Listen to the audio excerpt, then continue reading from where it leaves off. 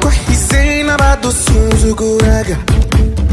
twasize n'abadupinga, kure abavugavuga mwigire, kunore papa u Rwanda, n'amadutera ubwoba reka da reka ntawatubasha reka da ntagara amahirwe reka da